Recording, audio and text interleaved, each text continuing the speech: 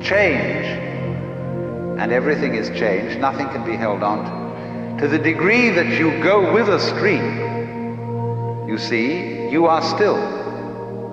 You're flowing with it. But to the degree you resist the stream, then you notice that the current is rushing past you and fighting you. So swim with it. Go with it. And you're there. You're at rest.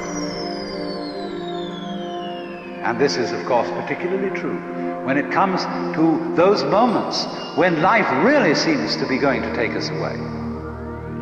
And the stream of change is going to swallow us completely. The moment of death.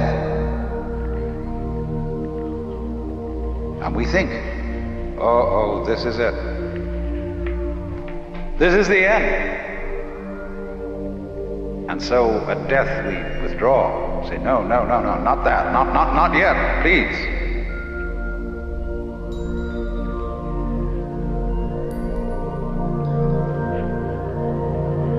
But actually, the whole problem is that there really is no other problem for human beings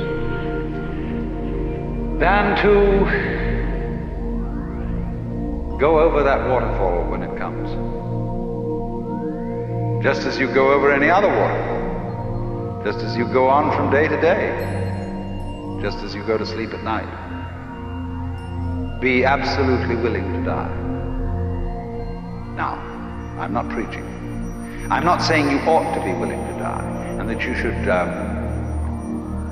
muscle up your courage and somehow put on a good front when the terrible thing comes. That's not the idea at all. The point is that you can only die well if you understand this system of waves. If you understand that your disappearance as the form in which you think you are you, your disappearance as this particular organism, is simply seasonal. That you are just as much the dark space beyond death as you are the light interval called life. These are just two sides of you. Because you is the total wave. See, you can't have half a wave. Nobody ever saw waves which just had crests, no troughs. So you can't have half a human being who is born but doesn't die. Half a thing. That would be only half a thing. But the propagation of vibrations, and life is vibration, it simply goes on, but its cycles are long cycles and short cycles. Space, you see, is not just nothing.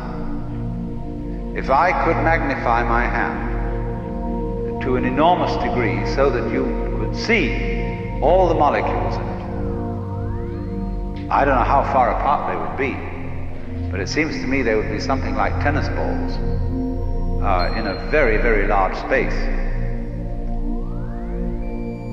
And you'd look, when I move my hand like this, and say, for God's sake, look at all those tennis balls. They're all going together. Crazy. And there are no strings tying them together. Isn't that queer? No, but there's space going with them. And space is a function of, or it's an inseparable aspect of, whatever solids are in the space. That is the clue, probably, to what we mean by gravity. We don't know. So in the same way, when those marvelous sandpipers come around here, the little ones, while they're in the air flying, they have one mind. They move all together. When they alight on the mud, they become individuals and they go pecking around for worms or something.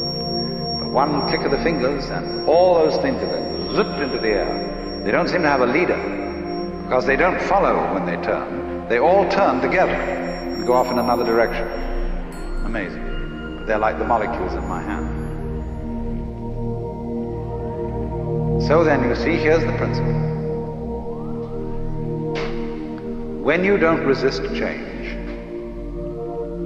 I mean over-resist, I don't mean being flabby. When you don't resist change, you see that the changing world, which disappears like smoke, is no different from the nirvana world.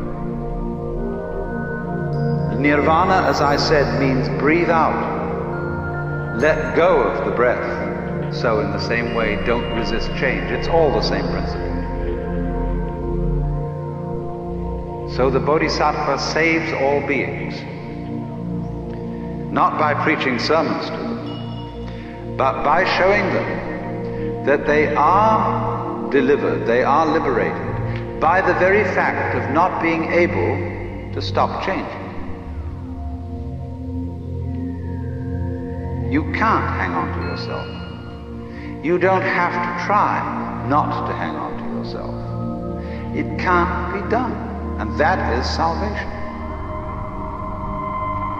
Memento mori, be mindful of death. Gurdjieff says in one of his books that the most important thing for anyone to realize is that you and every person you see will soon be dead. See, it sounds so gloomy to us because we have devised a culture fundamentally resisting death. From the first standpoint, the worst is going to happen. You're all going to die. And don't just put it off in the back of your mind and say, I'll consider that later. It's the most important thing to consider now, because it enables you, it is the mercy of nature, because it's going to enable you to let go and not defend yourself all the time. Waste all the energies in self-defense.